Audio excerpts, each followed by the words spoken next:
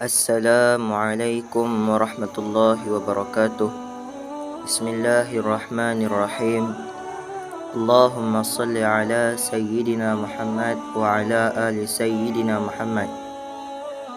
Sayyidina Abu Hurairah radhiyallahu an meriwayatkan bahawa Rasulullah sallallahu alaihi wasallam bersabda, sesiapa yang berdiri beribadat pada malam Lailatul Qadar dengan iman dan ihtisab, yakni mengharapkan ganjaran, akan diampunkan dosanya yang terdahulu. Hadis riwayat Bukhari dan Muslim. Keterangan: maksud berdiri beribadat ialah mendirikan salah. Termasuk dalam pengertian itu juga ialah sibuk dengan lain-lain ibadat seperti membaca Al-Quran, berzikir dan sebagainya. Maksud daripada mengharapkan ganjaran ialah tidak berdiri kerana menunjuk-nunjuk dan lain-lain niat yang buruk, melainkan dengan penuh ikhlas, berdiri semata-mata untuk mendapatkan keredaan Allah Subhanahu wa taala dan juga dengan niat mendapatkan ganjaran.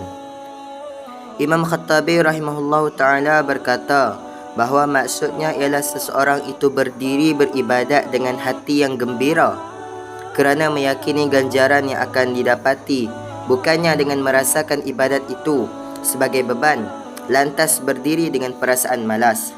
Sememangnya satu perkara yang nyata bahawa setakat mana kuatnya keyakinan dan kepercayaan terhadap ganjaran pahala, sebanyak itulah mudah untuk menanggung segala kesusahan dalam ibadat. Inilah juga sebabnya sejauh mana seseorang itu maju dalam menghampirkan dirinya kepada Allah Subhanahu wa taala, sebanyak itulah dia lebih bersungguh-sungguh dalam beribadat. Perlu juga diketahui bahawa yang dimaksudkan dengan dosa dalam hadis di atas dan hadis-hadis umpamanya ialah dosa-dosa kecil. Ini adalah kerana dalam Al-Quran apabila dosa besar disebutkan, maka bersamanya disebutkan juga illa man taba, yakni kecuali mereka yang bertaubat.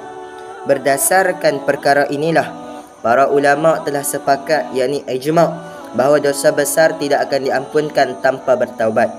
Jadi apabila sahaja dosa disebutkan dalam hadis, maka para ulama mengertikan dosa itu sebagai dosa kecil. Ayah saya, yakni Hadrat Maulana Yahya rahimahullahu taala, berkata bahawa ada dua sebab perkataan dosa kecil tidak disebutkan dalam hadis-hadis. Pertama, seseorang Islam tidak sepatutnya menanggung dosa besar kerana keadaan orang Islam yang sebenar ialah apabila terlaku dosa besar, maka dia tidak akan tenang sehinggalah dia bertaubat daripada dosa tersebut. Kedua, apabila datang peluang sedemikian, contohnya Lailatul Qadar, sedangkan seseorang itu melakukan ibadat yakni pada malam itu dengan harapan untuk mendapatkan ganjaran, maka dengan sendirinya dia akan menyesal ke atas amalan-amalan buruknya, dan sememangnya itulah yang terjadi.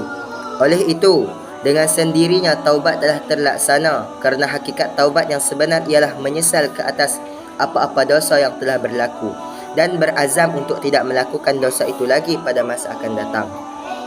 Oleh kerana itulah, apabila datang Lailatul Qadar atau mana-mana masa mustajab yang lain, sangat penting bagi seseorang yang telah melakukan dosa besar melafazkan taubat dengan sepenuh jiwa raga dan keteguhan hati supaya rahmat Allah Subhanahu wa taala yang sempurna tertumpu kepadanya agar segala dosa sama ada yang kecil atau besar diampuni.